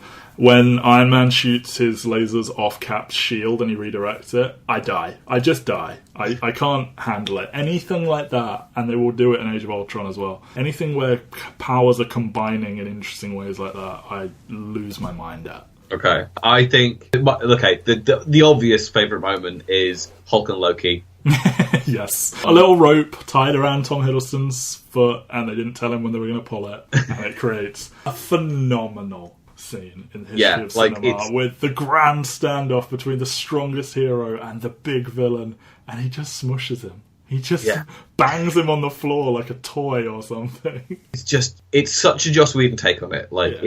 You can see the DNA of like Incredibles in there, where it's just like monologuing and just like taking that, but it's just like you can tell he's getting ramped up, and you can tell that he's got this great speech like we've seen previously in the movie, but Hulk just isn't interested, and he just completely destroys him. We get the fantastic ad-lib line of "Puny God" from Mark Ruffalo, and then it cuts back to Tom Hiddleston on the floor, and just the sounds he's making are just so good. Like, that is still, like, if I'm thinking back on this, is just, like, that subversion of that trope is so masterfully done and such a good, like, because it comes at a point where, like, everyone else is just, you can tell they're getting tired and stuff like that. But, like, that moment of just levity gives you that hope as you see everyone else becoming more and more war-torn, and you see Hawkeye running out of arrows, and, I'm glad they abandoned their original plan, because Ruffalo early in the film says you can smell crazy on Loki, and they were going to have Loki do his trick with the multiple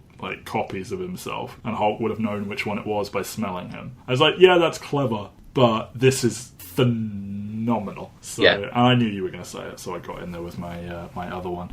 I really like Black Widow vaulting off Cap's shield. I mean, like, she looks so tired, and she's just like, yeah, it's going to be fun. And then she steers a hovercraft using knives in the back of the pilot, and I think that's lovely. She's a resourceful lady. She gets shit done. I think some of those hovercraft board scenes are a little bit ropey in the CGI. Yeah. Like, there's one in particular with Loki where he's zooming towards the camera. I'm just like, ooh, God. Yeah. Green screen is not working there. No. But all the stuff with Black Widow on it, and just her struggles, and it's just going a bit too fast, and you can tell she's not quite comfortable with it. It's just solid stuff. But my second favourite has to be, I'm going for another Hulk one. Hulk punching Thor off screen. Because obviously that comes to the climax, to the kind of swooping around the city and seeing what everyone's doing. Yeah. And so you start that off with Hulk ripping off a scale off this giant alien creature, jamming it into the back of it, and then Thor coming down with his hammer full of lightning and just smashing into it, blowing it up. Similar to what I like about the laser bouncing off the shield. The team up between the two of them. It then crashes into Grand Central Station, and you think there's going to be Thor's going to thank Hulk and they're going to run off, but no, Hulk's just we had a fight earlier, I'm not over it, I'm a petty motherfucker. I just like that they're bros, they're just playing in a way, because Thor, this is every day, he is hundreds if not thousands of years old, he has seen war, he has seen everything. This is just another thing he's doing. And Hulk is just having fun as well. And just to see them just be bros who then also want to fight each other and don't take it seriously is great. Again, it's one of those scenes where, because it comes at the end of this high action, high tension scene of them zooming around the city and everyone being a badass. And then it just cuts it with that little bit of comedy. It doesn't betray character. It's not out of place. This makes sense for the characters that we've been shown before, but it just underlines that, and you can breathe now. Yeah. And then we're getting back to the action. And it's just, this whole act is so well paced with highs and lows, and it doesn't stop, but it gives you time to kind of catch up with where we're at in terms of what's going on. Yeah. Big pressure on you to get anything else, because my final one is so tiny and quick that it doesn't even bear talking about. When Hulk punches, he says, I'm always angry. He punches the big space whale and it flips over onto them, and there's and Tony shoots it and it blows up and it's raining fire. I really love this subtle moment where Cap covers Black Widow with his shield and Thor just takes a face full of fire just to show who everyone is in that scene. That Cap is saving someone. Black Widow, as problematic as this is frail in the literal sense that she is a human who can't take fire to the face. And Thor is invincible. I just think that's just a nice little character moment that's so quick and subtle. Yeah, so my final one is, I'm going to give props to Hawkeye with his best trick arrow, which is the one that he he sees Loki and he fires his arrow at Loki. And just the way Tom Hiddleston catches it, and just the smirk on his face when he's just you thought you were going to get me with an arrow, and then the arrow splits into 5 pieces and just explodes. It's cool because it makes both of them look cool. Hawkeye makes this incredible shot, Loki catches it immediately, I was like, haha, and then it blows up, and Hawkeye is the clever one after all. Yeah, I think all the stuff with Hawkeye's trick arrows is cool. They all work and they're all fun to watch on screen, but it doesn't come in place of character beats. So it's basically just this is a cool thing that's happening, ignore the rest of it. Yeah. I think it's very interesting that we barely mentioned Cap in that. Well, he's running around being a gymnast, he's saving people. You get this moment with Ellie from The Last of Us in her. Yes. What was going to be her final physical piece of acting ever, and The Last of Us made her an actress again. She is a waitress that is saved by Cap. And there is a deleted scene in this movie where he is drawing and she gives him coffee or something, they have a little conversation. And by deleting that, you lose all the significance of her scene here, because when he is saving her, he loses his helmet in the scuffle, and then when she's being led out of the building and she sees it's him, she's like, oh my god, it's him. And it's like, oh, if only you'd left that scene in and made this film even longer. Yeah, like, it feels like they shouldn't have gone as half-hearted with it as they do. Like, either you cut her out entirely or you leave that scene at the beginning. And I get why they leave her in at the end for the scene where she's being interviewed. Yeah. Pretty face saying thanks to the Avengers. Like, yeah, exactly. I get why they do that, but they have the Stan Lee cameo there. They have other people making commentary on it. Like, you can just. And that is a really well done scene, I think. Just seeing the worldwide impact of the Avengers.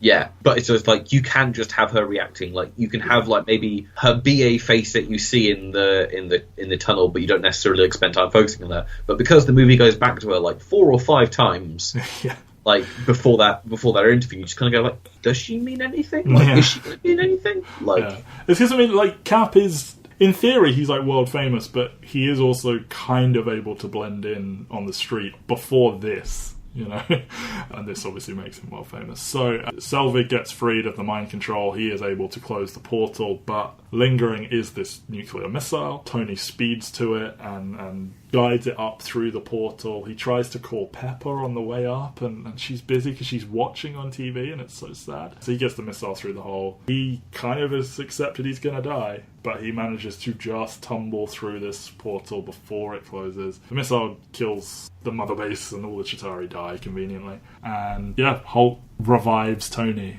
by yelling at him in an improvised moment by Mark Ruffalo, and you know, they've saved the day.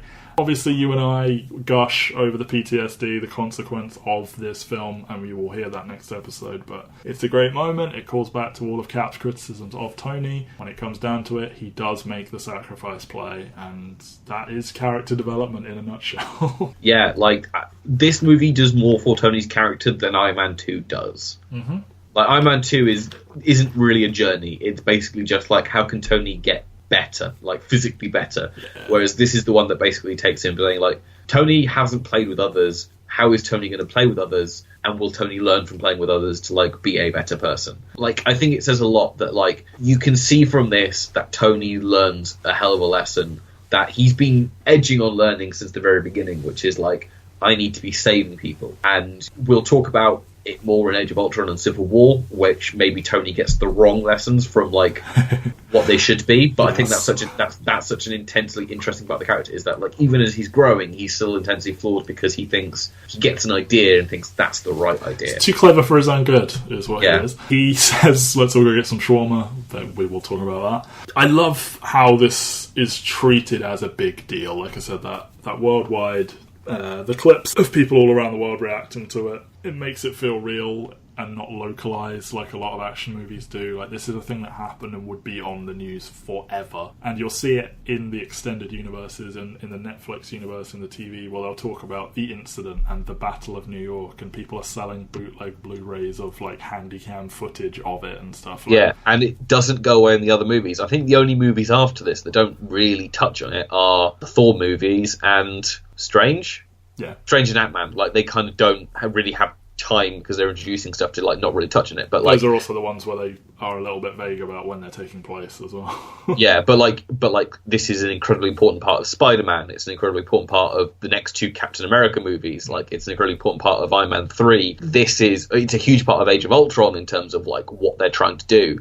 This event has repercussions and it has ripples, and you don't need to know what it is. You just need to know that something terrible happened. Yeah. And it's one of those things that you just have to respect Marvel for, in that when you see DC try and replicate this same event in Man of Steel into Batman v Superman, like, they feel the urge to recreate the end of the movie kind of, like, climax. But, like, at no point... instead, this is a thing of legend. Like, this is an incredibly important thing, like, that happened. Marvel have yet to reshoot this from a different angle, as far as we're aware. They didn't try and shove Michael Keaton into it in Spider-Man Homecoming. They just kind of said, like, they go to Grand Central Station and, like, show the alien corpse in there, but like at no point is it him cowering somewhere, like watching the city he loves get destroyed. And I mean, you know what happened. Everyone saw the Avengers, exactly. as evidenced by it being the 5th highest grossing movie of all time.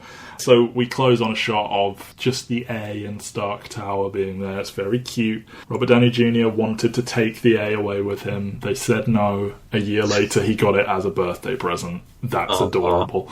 So as the film is ending, in the mid-credits, we get the reveal that Loki's master in this endeavour, as anyone who read comics could have guessed, but if you didn't, then who the fuck is this big purple dude? It's Thanos, who smiles when he is warned that to challenge them is to court death. And then they eat some shawarma. Yeah. A scene that they filmed between it coming out in the UK, or internationally, and it coming out in the US, because I watched this movie and this scene didn't exist, and they filmed it hastily. They had to have Chris Evans in a prosthetic jaw to cover his big old beard. And how fun is this? That Marvel are like, oh yeah, let's just get everyone together and shoot this scene. I can't remember where it was. It was like a press conference or something, and they were just like, oh, we've got to go shoot another scene now. And basically they finished the press conference, or it might have been even like the premiere of the movie or something like that, and they ran away to a set and just kind of like shot it in an afternoon and got it ready for the distribution of the movie. So, you watched this when it came out. The movie, yeah. Yeah, did you know who Thanos was? Vaguely. Vaguely. Like, when I looked, I wasn't like, oh, it's Thanos. But then when I like Googled it, I was like, oh, yeah, I know who Thanos is, yeah. But it just looked a bit odd to me. But... Yeah, it's odd, and also like going with people whose only frame of reference is the movies, like without comic book reference. Like I know people who watch it as comic book fans, but like watching it with people who don't know it, like it's interesting to watch them kind of like they now know who Thanos is, despite him only being in 2 more movies beyond this. Yeah. They've done a pretty good job of building this dude up. They have a big task on their hands. Like cards on the table. I was a kid who grew up on the cartoons. I didn't read a single issue of a comic book until I think the first thing I read was Civil War, and then I just got big trades. So I can't sit here and claim I was reading Avengers comics for years and then I saw this movie. That's not me. I have since like given myself an enormous crash course in comic book history, and now I appreciate some of these things. But yeah, as someone who wouldn't have just immediately gone, oh my god, it's Thanos, it was slightly like, but they have built him up, so they didn't just leave that one there. But they did for a little while. Yeah, like it's such a random scene where like he doesn't speak, he doesn't do anything. And it's good that he gets as much to do as he does in Guardians of the Galaxy, because based off this... It's kind of weird how much he gets to do in Guardians of the Galaxy. Yeah, it is. But like, it's definitely like the most important building block, because then when he shows up again in Age of Ultron, it's not weird. Yeah. Like, it's not like this has been 3 years. Who is this monster who just shows up at the end of these movies? Yeah. God, I love this movie. Yeah. So just some very minor little extra things, and then we'll get out of here. But so cameos, we got Paul Bettany back as Jarvis. Good work here as Jarvis, I think. You know, you never really talk about him much other than the debut, but yeah, good stuff here. Good back and forth with Tony. Maximiliano Hernandez is back as Jasper Sitwell. I know all the fans were screaming for him, and he's back. Powers Booth and Jenny Agutter are members of the World Security Council. Jenny Agutter being on the World Security Council is going to be incredibly important in a few episodes' time, because I lost my fucking mind. Dan Lee gets his cute little scene on the news. As I said, Ellie from The Last of Us, Ashley Johnson, that's her name. She has a name. She's not a character, she's a person. She's in it at the end. Damien Poitier is playing Thanos for now. Natalie Portman appears as a picture on a screen. She was going to be in it, but she was pregnant, so she couldn't. Yeah, so just we talked about it at the beginning, but like the big takeaway for me on this is that Joss wrote the fuck out of this. It is so tight. Every line almost is important. He balances between all these characters. He elevates these characters that Thor, Loki, Coulson, Fury. To an extent, he does new things with Tony. I think he does good work with Cap. As you said, he didn't get time. And you just know he understands these characters. Like he is a legitimate fan who grew up and was like, well, obviously you do this, obviously you do that. And you know, you say how he'd only directed one film before this, and he'd obviously written a ton of scripts over the years. But you get it why they did this, because you could say how this could be like a risky casting for them. Like this is all leading to this huge movie. What director have we got? Oh, Joss Whedon.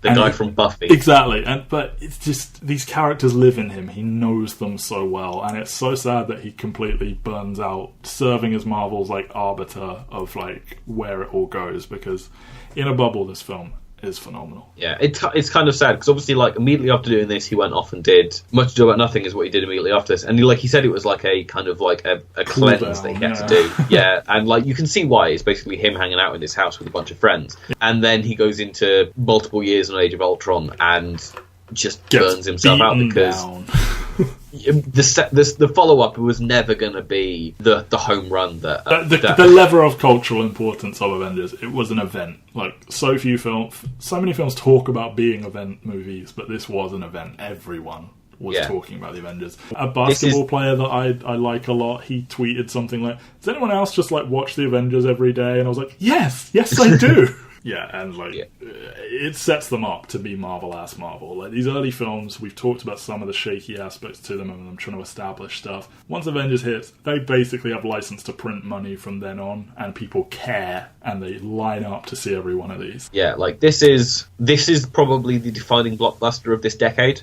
Yeah. Like I mean, maybe you can argue that Force Awakens has kind of taken some of its thunder, but I think that's a cultural thing for a different reason. Yeah. This is from the ground up the franchise of the 21st century. I do not think there is anything more important. Like maybe Fast and Furious is the only other thing you could kind of level against it as something that's like so very emblematic of the decade that it was, or the century it was made. But this as culmination and this is actually good. So yeah, but the Avengers is a staggering achievement. Yeah. I keep saying that whenever I talk about Avengers. It's like, do you know how hard this must have been to do? And like, you can tell how hard it is to do because Age of Ultron isn't as good. Spoilers. But I don't think. But again, I've said this is the best movie that Marvel have done, and I stand by that. I do not. I think there are shaky aspects, but I think they're all taken away by just the sheer joy and love and whatnot that I get from it. And every fault that you have against Marvel movies, like the music isn't that good, isn't so in this movie. The third act is bad, isn't so in this movie. The villain is bad, is not good true in this movie. It gets everything right, and is that one thing that you can say. Like even the movies that are held up as being great, like your Winter Soldiers, your Guardians of the Galaxy, when you think about them, they don't actually always stack up to one of those three criticisms against them. For me, there are only two films Marvel make that come close to contending with this, and we will talk about that as we go. Do you want to? I'm going to spit off a quick ranking of MCU Phase 1. You can agree or disagree. I would say at the top, Avengers, followed by Captain America, First Avenger, followed by Iron Man 1, followed by Thor, followed by Iron Man 2, followed by The Incredible Hulk. I think that's pretty much spot on. I'm loading up my Google Sheets, which has got my ranking on it. Don't reveal your rankings beyond this, but just for Phase 1. I mean, I think we can agree Incredible Hulk at the bottom, Iron Man 2 above that. And then Thor, as much as I like it, as much as I said I would rather rewatch Thor these days than I'd rather rewatch Iron Man 1, you can't take away from what Robert Downey Jr. did there. You can't take away from it starting all of this. So Iron Man 1 above Thor. Once upon a time, I probably would have liked Iron Man more than Captain America 1, but just with what they do with Cap over time, it gained all that just magic, and we talked about it. But yeah, this is undoubtedly number one. It's Avengers, Cap, Iron Man, Thor, Iron Man 2, Hulk. Yes. Exactly the same as you. It is. Okay. I think there are people that would disagree with that. Yeah. I think there are. I think we are in the minority of people who would put Captain America above Iron Man. Yeah, people just fucking have such a hard on for Robert Downey Jr. in Iron Man 1. It's insane. They're just blind to the... You heard the episode. So we've got a final bit of business to deal with before we get out of here. There's no need to do good third act, bad third act. There's no real need to do villain watch. This is obviously the best villain Marvel have done so far. Yeah, it's the first and really only time that they actually get a villain that gets to develop over the course of multiple movies. Yeah. And at this point, Loki is ingrained a character as any of the big guns. And giving him more to do was never going to be a mistake. He is a character even more so than a villain.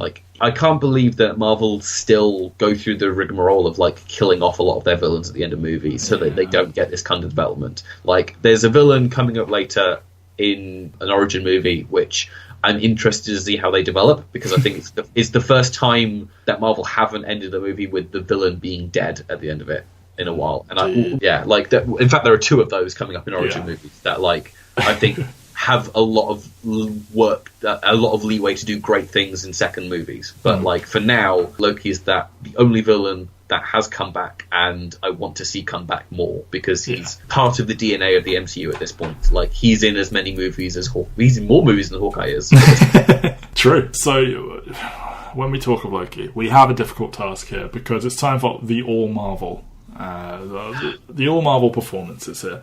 So far, we've given it to Robert Downey Jr. from Iron Man 1. Nobody from Incredible Hulk. Sam Rockwell from Iron Man 2. I argued it into Tom Hiddleston for Thor, and then we agreed on Haley Atwell for Captain America. For me, there are 3 clear-cut nominees for this film. It's Tom Hiddleston, Scarlett Johansson, and Mark Ruffalo. I don't know if there's anyone that you would try and get in there as well. I think I'd potentially throw in Downey Jr., but not wholeheartedly. Like, I agree those are the top 3, but I think Downey Jr. does really good work in this movie, and you can tell why he's paid as much as he is and why he's the face of this franchise. Indeed. But he was better in Iron Man 1, and he does better work in the next movie we're going to discuss. So I'm happy to leave him off. Indeed. Now, we have our one free slot from Incredible Hulk. We have one for this. My inkling here would be to strip Tom Hiddleston of his ranking from Thor 1. We can give the NA to one of Ruffalo or Johansson. Yes. And we can leave Tom Hiddleston with Thor 1 and just say, look, he's still really good here. He's better here, but we've got to get him in somewhere. And I personally think Johansson and Ruffalo are doing such good work here, they can't be ignored. I was originally hoping this would turn into like a battle of like we get to argue between between Johansson and Ruffalo, because this, like, yes, Johansson's appeared before, but my God, like, this character is magnitudes better. I mean, she's an actress that's been around for a lot longer than I think a lot of people realise, like, making a lot of movies from a young age. And, you know, she's obviously incredibly attractive, but I feel something happened here where she became a fucking megastar, and now she can carry movies, and I think it's from this, personally. And I think it's a fucking abomination that Marvel have not given her movie yet. That had better be coming in these 20 unannounced movies. Like, they've said that they've hired a screenwriter now, which is more than they've done before. And I mean, I've had my theory that, like, there's a reason why that, like, they haven't done it, but that all depends on how Infinity War Part 2 plays out. Like, she's so good, and the fact that they haven't given her this role yet or given her the chance to be in a solo movie yet is bonkers, especially considering how good she is here. Yeah. And yes, she gets an awful lot to do in both Winter Soldier and Civil War, and she gets a hell of a lot to do in Age of Ultron as well, but she's still playing second fiddle. And this is so meaty, and she's keeping up with the heavy hitters. She's getting almost equal screen time, and she's very important, and she kicks ass. Like, she kicks as much ass in that final fight as anyone else. Yeah, it's interesting to say she's almost like the audience surrogate at this point. And I think Coulson also fills that role. But I think the two of them together are very much that kind of like eyes on the ground, you're quote-unquote normal people. Obviously she's heightened, but she's still like, compared to these gods and super soldiers and robot men, like she is having to deal with not being as powerful as them and having to put on this strong face. And like I talked about like how Hawkeye's at his best when he revels and how useless he is.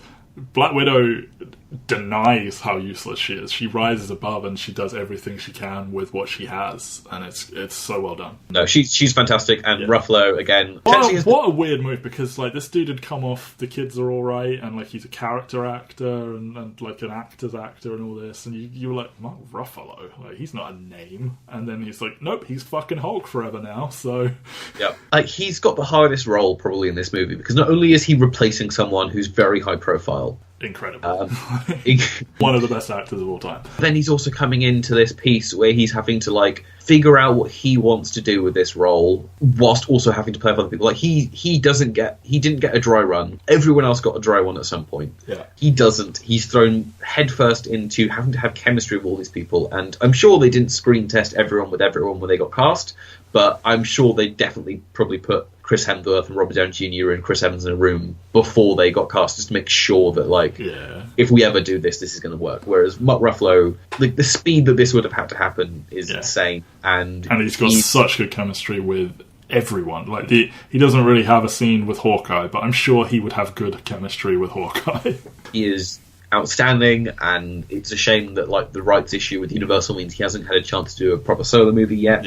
But shout out to his physical portrayal of Hulk. Like, he's doing all that mocap. He's doing improv. Like, he's yelling at Tony. He's saying puny god. Like, he is playing the Hulk. It's not he shows up for half a film and then the computers do the rest. He's playing Hulk. Yeah. Tom Hiddleston is better here than he is in Thor, but I can't not give these two props, so I'm sorry, but Tom Hiddleston, you're getting your shout out for Thor 1, even though asterisk, you're better here, and in a world where we have 3 nominees to give, it's these 3, but I would go Johansson and Ruffalo. No, I'm completely the same. Like, this movie's full of really good performances, but these two leave an indelible impression, and... Indeed.